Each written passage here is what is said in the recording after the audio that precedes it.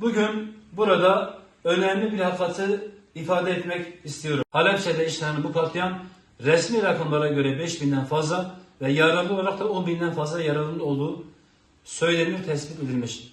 Fakat gayri resmi olan rakam bunun çok daha üstünde olan 10.000'lerce ölümün ve 10.000'lerce yaralının olduğunu söylüyorlar. Bizim zulüm nerede olursa olsun bu zulmün karşısında olacağımızı ve bu katliamın telinitimizi herkese bildiriyoruz. Fakat şu bir gerçek ki bizim bu zamanımıza baktığımız zaman da gerçekten birlik ve beraberliğin ne kadar önemli olduğunu Gazze'ye bakarak görüyoruz.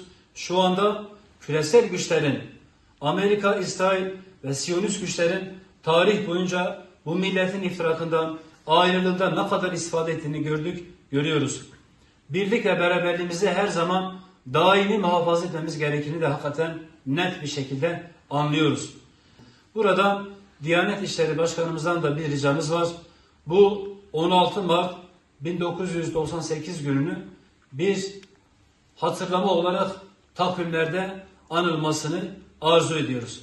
Buradan tekrar birlik ve beraberliğin ne kadar önemli olduğunu, birliğimizin alem İslam'a, beşeriyete ne kadar önemli, zaruri bir gerekçe olduğunu ve bizim de bu ve buna benzer iftirakımızdan istifade etmek isteyen bu dehşetli zümreye karşı ne kadar samimi ve muhabbetle, ittifak ile, uhuvvet ile birbirimize bağlanmamız gerektiğini şimdiki zaman ve zemin bize kuvvetli bir şekilde ihsas ettiriyor.